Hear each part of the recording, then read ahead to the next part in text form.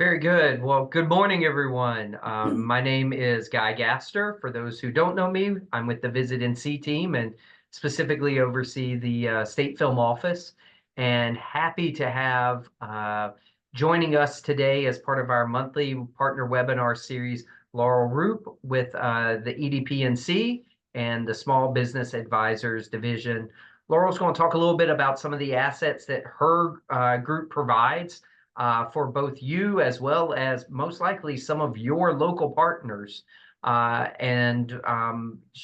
it's a great resource, and hopefully some of you will be able to use it in the very near future. I will say, any questions, feel free to drop those either in the chat or in the question and answer feature, and we will get to those at the end of the presentation. So without further ado, excuse me, here's Laurel. Good morning. All right. Well, I'm delighted to be here. I thank you, Guy, for inviting me to join you this morning. Just want to say small business is big in North Carolina.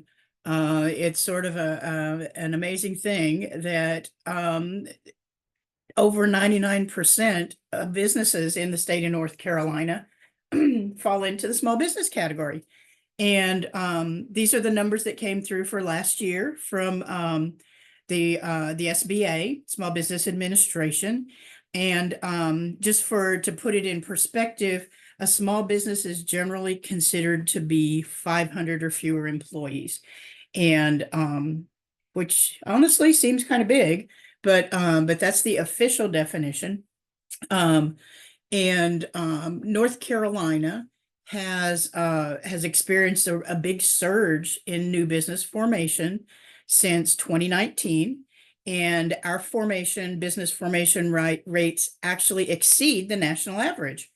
The Secretary of State's office did a survey with Fayetteville State, and they in 2019 there were 100,300 new businesses created.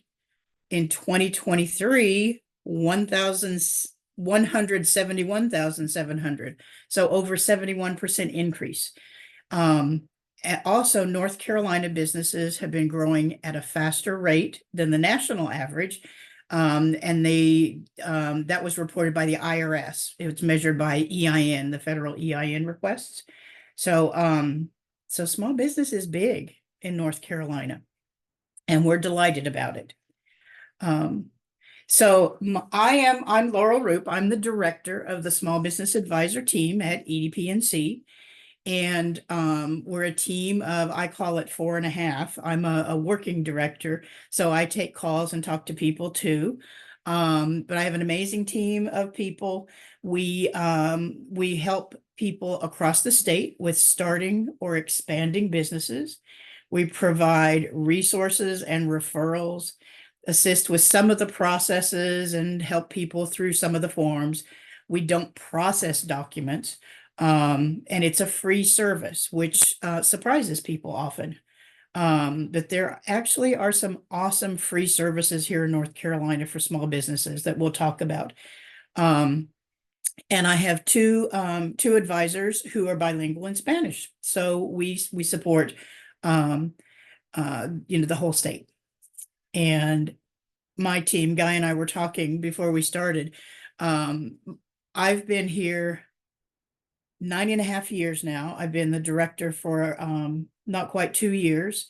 And my team has been here, let's see, the longest probably 5 or 6 years, the shortest maybe 2 years. So the people, my team loves what they do, and they're really passionate about it, about helping people. And they have either had their own small business in the past, or they may have a small business. I have one person who's a costumer, so a seamstress, and another one who teaches music. So we understand small business. I used to sell my artwork, so we know small business, and we love to talk about it and help people through the steps.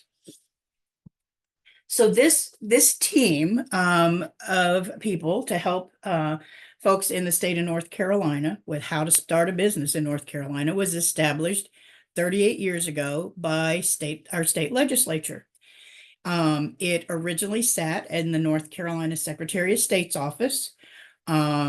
And I've talked to Secretary Marshall about it. It was when she was new at the Secretary's office before she became secretary.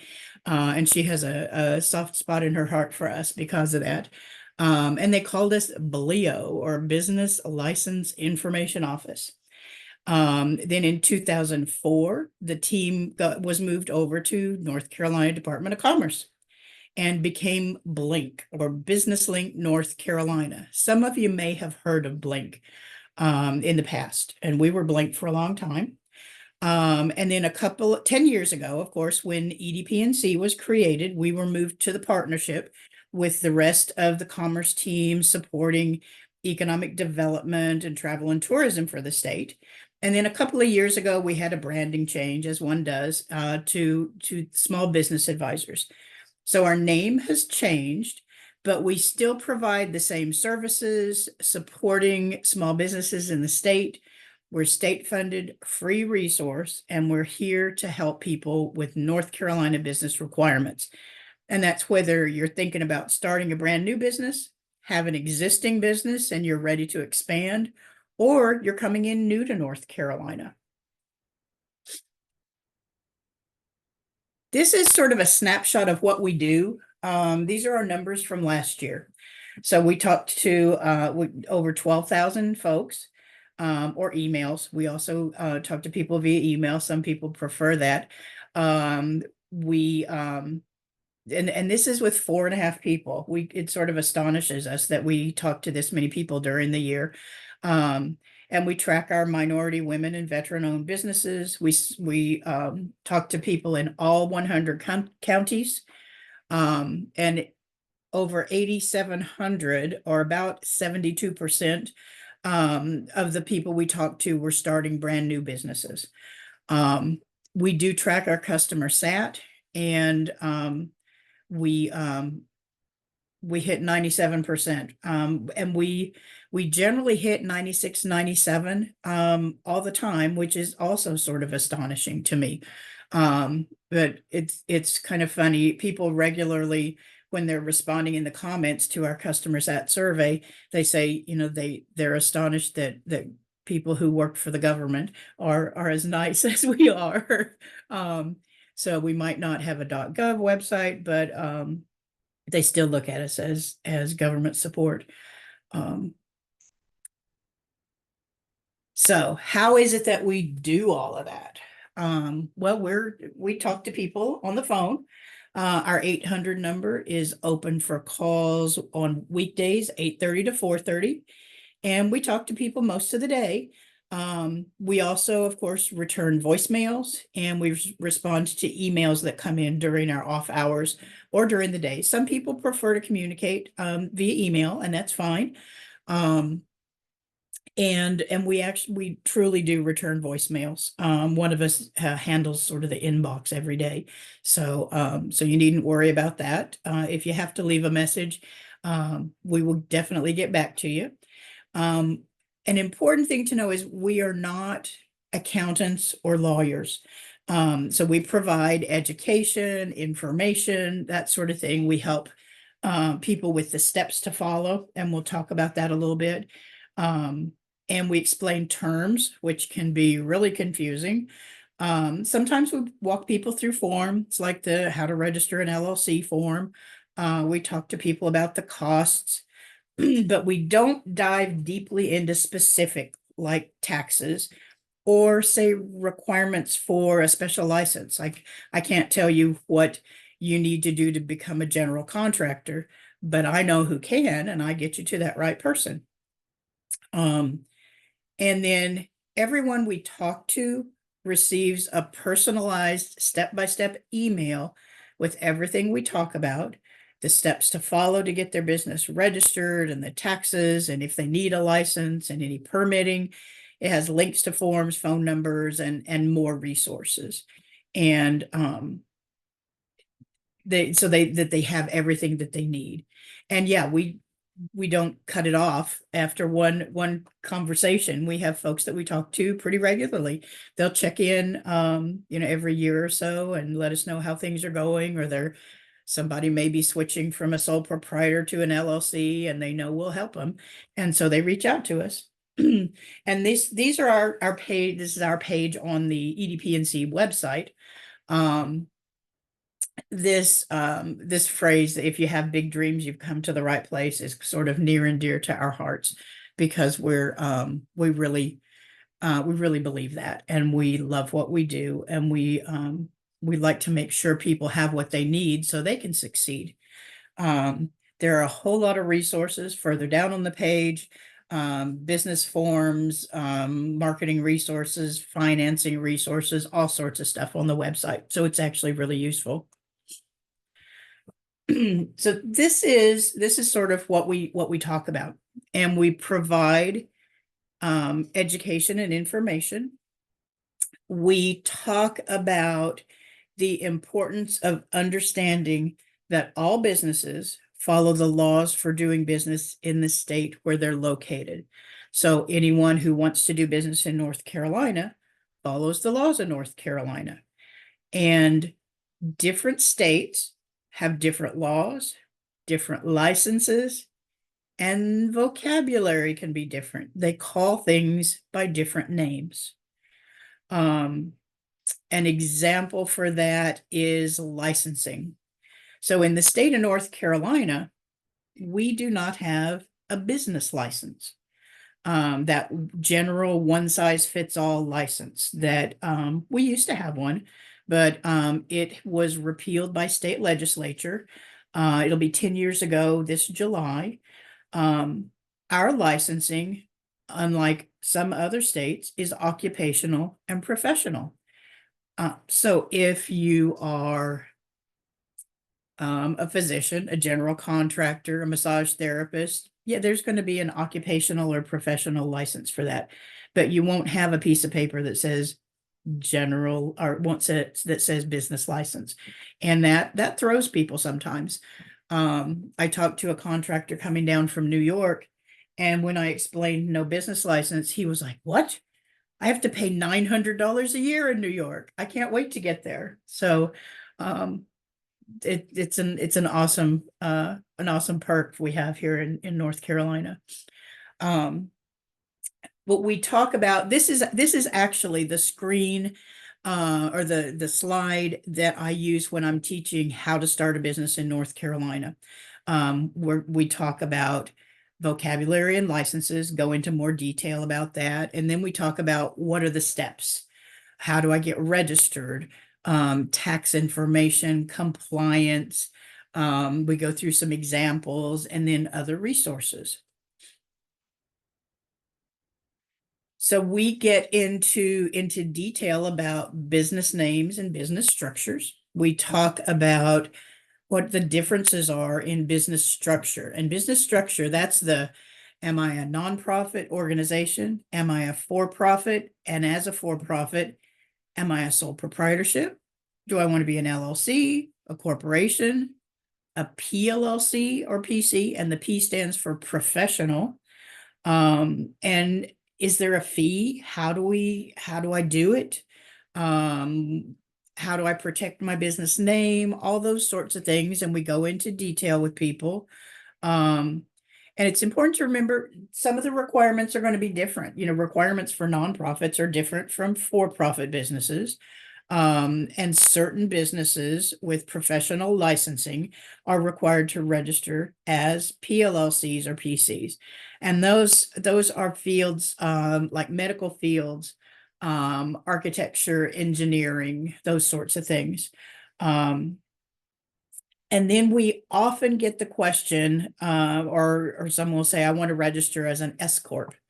And in North Carolina, you can't register as an S Corp. An S Corporation, it is an IRS tax designation. So you register as an LLC or corporation with the North Carolina Secretary of State, and then you apply to the IRS to be designated as an S corp for tax purposes. It's a tax designation. And because we are not accountants, we don't do deep dives into what does an S corp do for you. It's best to talk to an accountant to see, is that something that is beneficial to me and to my business? And so we direct people to talk to an accountant in that case. Now, some businesses, we talk to folks about taxes. Most businesses need an EIN or a federal tax ID. And having an EIN doesn't register you as a business in the state of North Carolina. It's a federal number, and not everybody understands that. But it's a tax identification number for the business. It's free, and we get people to the right site so that they register. There are some sketchy companies out there who will charge you over $300 for a free tax number. So we make sure that people have the right site to go to, the .gov site. So we make sure people don't, run into ugly things like that, where they're getting charged for things that are free.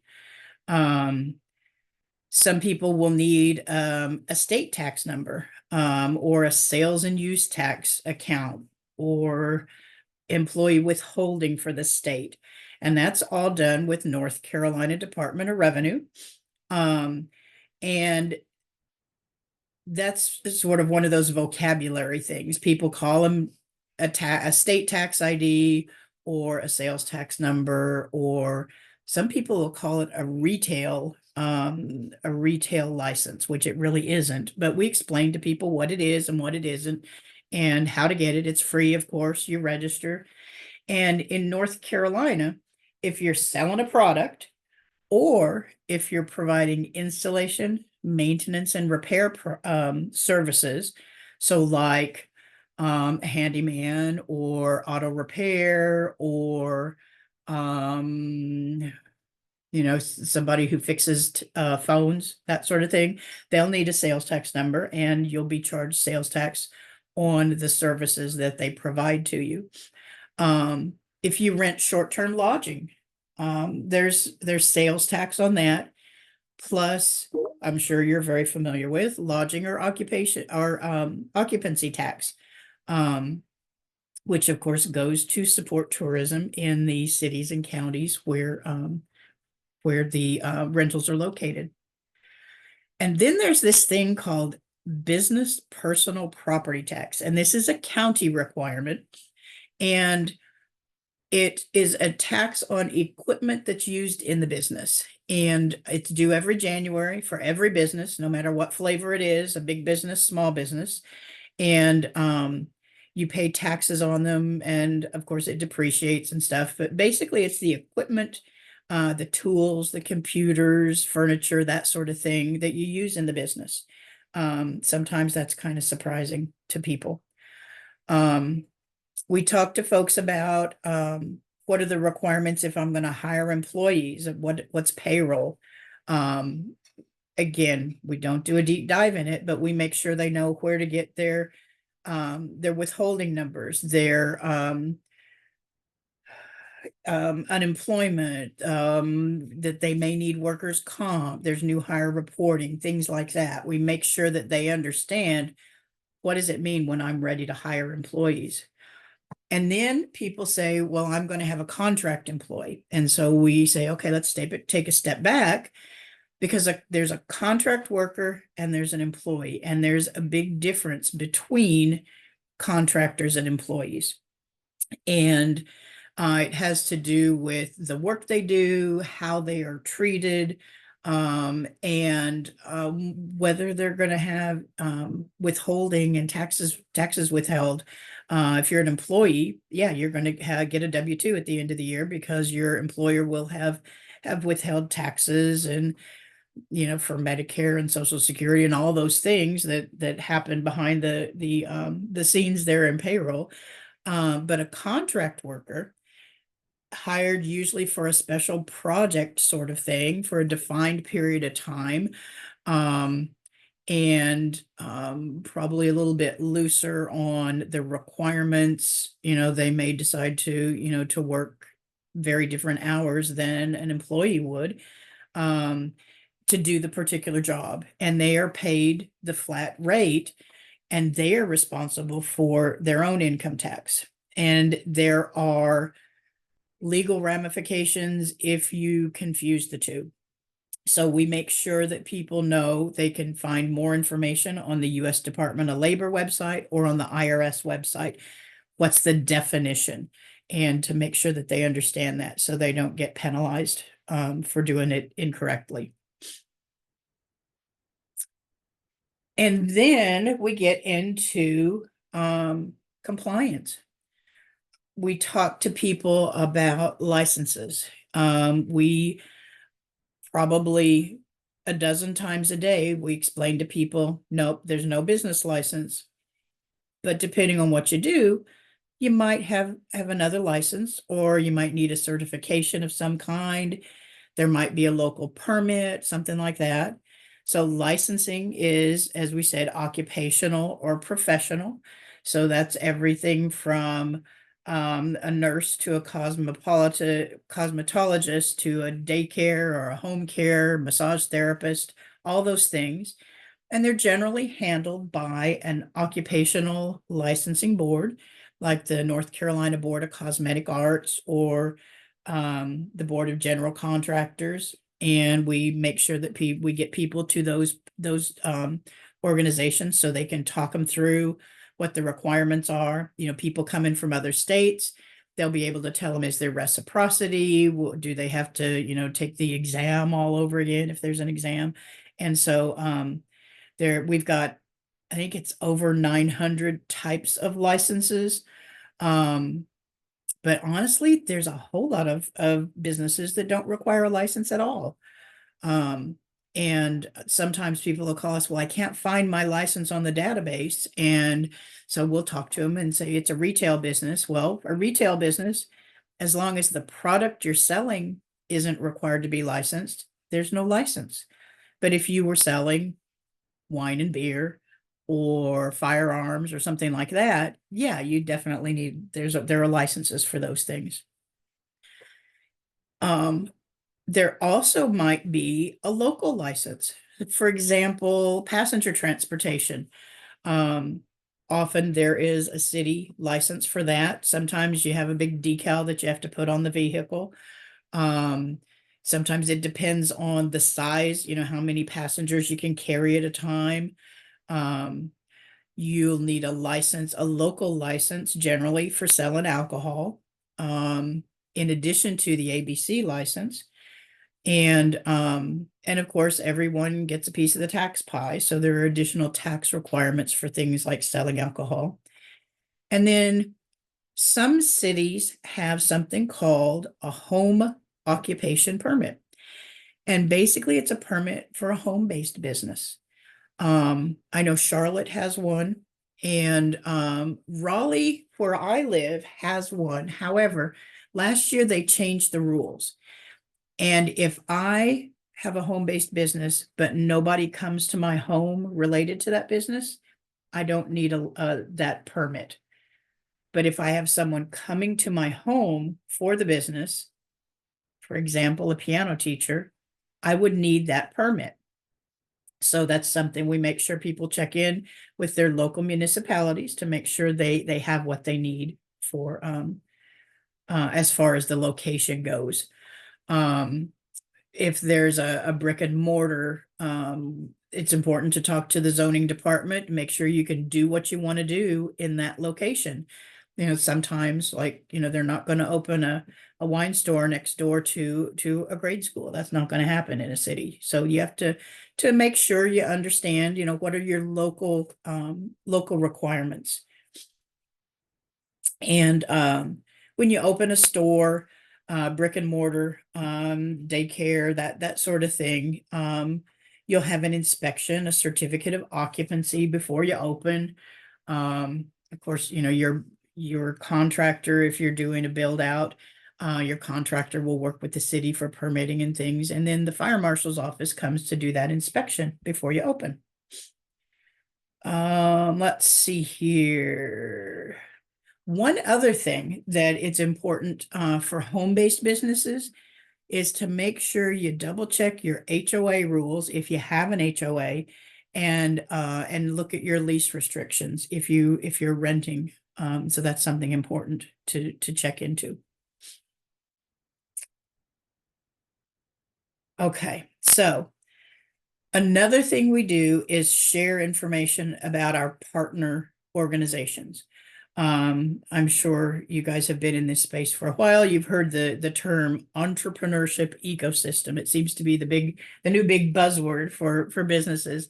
And we're an active member.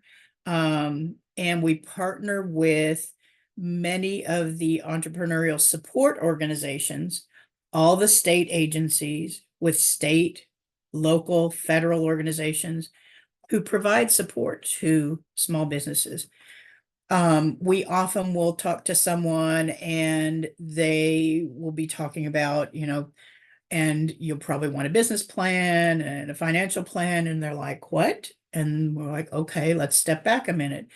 There's an awful lot to think about if you want to succeed as a small business. And business plans and financial plans, they're important pieces of that. Um, it surprises me sometimes how many people call and say, well, I decided I want to start a business and I want to do this. Um, and that's all they've done so far. So we make sure to hook them up with the Small Business Center Network. The state of North Carolina has this amazing resource through our community colleges, the small business centers or SBCs. They offer free counseling for small businesses. So I can call my small business center for my county, and make an appointment, take all my notes, and they'll help me turn it into a business plan. Maybe I need an LLC operating agreement. I need to prepare for being able to get a business loan. What's my financial plan? How do I do projections? And all for free. They offer workshops on all kinds of business topics, from marketing to intro to QuickBooks. I mean, you name it, they're teaching it. We actually teach the how to start a business in North Carolina class, where we go in depth to, what's a business structure and the different tax things and all those sorts of things, into a whole lot more depth than we're doing here this morning. And we do that for both in English and in Spanish for several of the small business centers. And we partner with the SBTDC, the Small Business Technology Development Centers, that are housed at our UNC campuses across the state. So here in Raleigh, there's one at NC State. There's SCORE, SCORE, which is linked to the SBA, the U.S. Small Business Administration. They are volunteers who offer similar services to the Small Business Center, free counseling. And one thing I like about SCORE is their website. They record all their classes, and so you can go out any time of the day or night and look for a class on a particular topic, sign up for it, and watch it at home in your bunny slippers. So you don't have to go anywhere or do anything. And you can watch it as many times as you want. Really, really awesome. We work with the North Carolina Registers of Deeds across the state. And they have a meeting here in Raleigh every March. And so we get to go see people, and we make sure they have our brochures so that they can give them to people coming, because a lot of people go to the Register of Deeds to register business, or to find out, what do I need for business. So they share that information, and we talk to a lot of people who, well, the Register of Deeds said to call, and we work with them. There are nonprofit organizations we partner with all over the state. And in the past couple of years, we discovered small business librarians, and we're building a relationship with them here in the Triangle area. And one of my employees, who actually she has a master's in library science, Her goal this year is to reach out to the rural counties and partner with those libraries and make sure they know how we can help them when they get those kind of questions. We work with and talk to the city and county chambers of commerce. We're a resource for them. They're a resource for us. The CDFIs, Community Development Financial Institutions, that offer small business loans that are backed by the SBA. Loans for small businesses can sometimes be tricky. Commercial banks, yes, they offer loans. But commercial banks are very black and white. And if you don't check off all their little boxes and fit into their model, they're not going to loan to you. And very often they won't loan to businesses that haven't been in existence for 2 years. And that's not going to help somebody who's starting out brand new. CDFIs, they're a wonderful resource for small business loans, micro loans to larger. You don't have to have perfect credit. If you're sort of like on the border about, yeah, you're not quite there yet, they work with you to help make you eligible for a business loan. So they're a great resource, and we have a number of them here in North Carolina. Some of you may be familiar with them, but they're awesome resources. And because we're a team of four and a half, and we can't sit down with everybody all over the state, we partner with these folks all over the state, and they're people who actually can sit down with them and get into it more deeply. If they're not sure how they should register, sole proprietorship or LLC, or what's this thing, a corporation, they can get into more depth with people than we can, since we can't sit down with somebody like that. And let's see here. In addition to talking to people on the phone, we are out and about all over the state, usually fairly closely to the Triangle, which is where we are, but every once in a while we'll venture out a little farther than that, and we present and have tables at all sorts of events during the year. From the Triangle Artworks Smash the Arts event that happens every January, the Register of Deeds Conference, the Black Biz Summit in Durham every August. We teach for the small business centers, as I said. We have had office hours at the Guatemalan consulate here in Raleigh in the past, and we partner with both the Guatemalan and Mexican consulate. Monica and Oyuki both do. They're our Spanish speakers, and they present for them regularly. The VBOC, the Veteran Business Opportunity Center, we teach the How to Start a Business class with them. We have a large military and veteran population in North Carolina, so we make sure that they also have access to the specific resources that are available to them. The VBOC is awesome. They provide support similar to the small business centers, but focused on military and veteran and their families. And they have access to tools that might cost them a big bucket of money for, say, figuring out their target audience and who their competitors are. And the VBOC has that access for them for free because of their status. Let's see here. I want to make sure we've talked about this. Register deeds. Yep. The Women Minority Summit at the Alamance Small Business Center. We've been going to that for several years now, every summer. And a couple years ago, we were invited to host a table at the Lowe's Into the Blue event in Charlotte.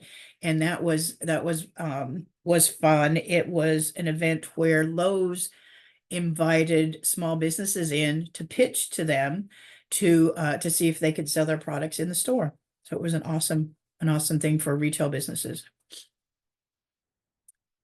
So that's what we do. We we don't always build a really deep relationship. Sometimes it's a one call, quick question, or they want to confirm they've done the right things. Or they realize, yeah, I really should have called somebody else, and we get them to that people. But there's always a few people who reach back out to us. I have a favorite one, Lorema Coffee. I know Guy has heard about them in the past, and they're over in Rocky Mount. And I talked to him when he was just starting out. He has 3 locations now and a brewery, and is doing amazing things. And it's awesome to hear what they're doing and celebrate their successes right along with them. So I encourage you, share our information with people. Um, our number, it's 800-228-8443. That's been our number for decades now. We're sort of the 800 number for commerce. And our email address is here, sbadvisors@edpnc.com. So if you're thinking about adding something to your portfolio and selling your artwork or something like that, doing some consulting, we can help you get settled and set up. Maybe you've got friend or family member who's thinking about it. Or maybe you get folks who wander into your offices and say, well, I want to start a business. And we can help. If it would be helpful to you to have one of our brochures. Naturally, I don't have one right here, I don't think. I do. So we've got rat cards, you can see in front of me. And then we also have bookmarks that are English on one side, Spanish on the other, so they're bilingual. And if it would be helpful to you to have some, send us a quick email and say, hey, send me a dozen of those, and we'll get them out to you the next time we're in the office. My team and I actually work remotely, as you can tell from the background here. But we go to the office pretty regularly, and so we're able to send things out. And if it would be helpful to you to have some of those, please don't hesitate to reach out to us. We'd be happy to send them to you. And that's my presentation. That's it, Guy. Do we have any questions? Yes, actually we do. Awesome. So Great. on that, yeah. The first one is if a organization was interested in hosting one of your team members, Laurel, what's the best way to do that? And is there a fee associated? So if they were having if their chamber was having some sort of open house type event or something like that. Yeah, we've done those. We've done town halls here locally. Again, most of the things we do are fairly local, but we've gone out to Wilmington, to Charlotte. If it was, on the, say Buncombe County, or, going out, really out farther, yeah, we might need to figure out, some of the funding, but our services are all free. We don't charge for what we do. If it's easier to do it online like this on Zoom, we do that. I was telling Guy earlier that sometimes I think I can do this in my sleep because I've done it so much online over the years now. But yeah, we're absolutely open to helping, to having a table. Yeah, we're available. And it's just using calling the 800 number, using the email that's on the screen Yeah, right now, the best way to either reach one out. would be just fine. And they basically, whoever you talk to would get that information over to me, and we'd figure out who's the best resource and how to work it out. Yeah, that's awesome. Okay. And then there was a question that maybe is a little specific, Laurel, but if there was a retailer that was looking to do rentals, so whether at the beach, maybe they're renting bicycles or beach Yep. umbrellas, or if it's somewhere near water, if they're renting kayaks or canoes, not taking people out, just renting the equipment Mhm. themselves.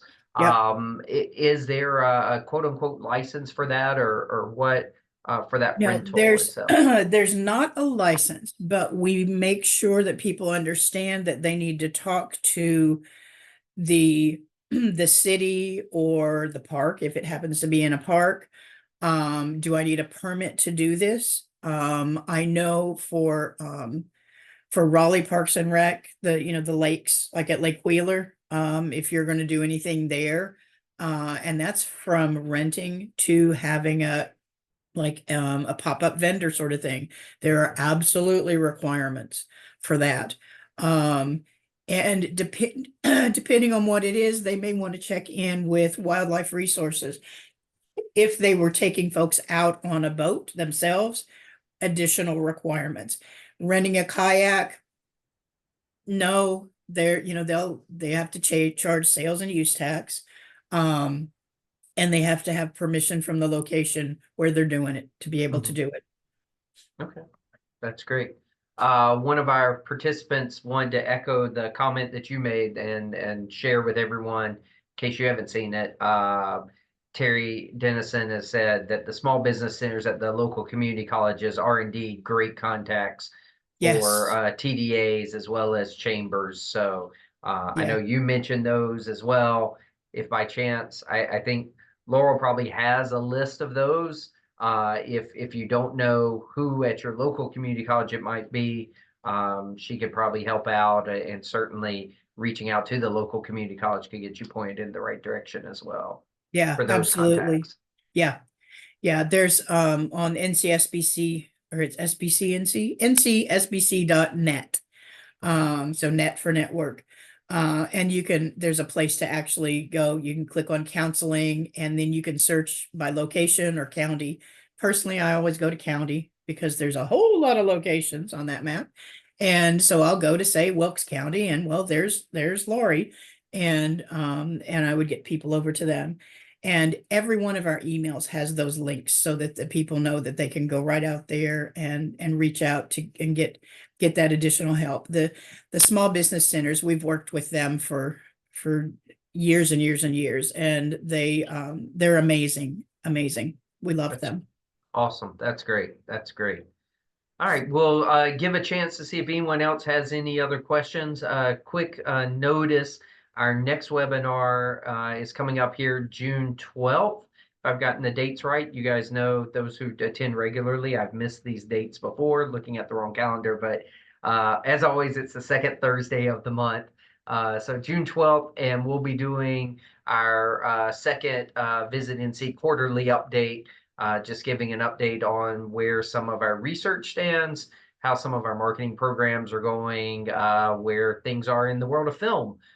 So all different areas of Visit NC, just giving that quarterly update here at the conclusion of the second quarter of 2025. All right, I believe we have covered it all. So I want to again thank Laurel for joining and presenting on this asset. Hope you guys are able to take some of the information and share it. As always, if you're unable to reach the small business advisors or not sure where to go, anyone here on the Visit NC team can get you pointed to our colleagues there with SBA. We always enjoy reaching out to them. So happy to do that as well. And again, thank you for your time and joining us, and we look forward to seeing you in June. Have a great day, everyone.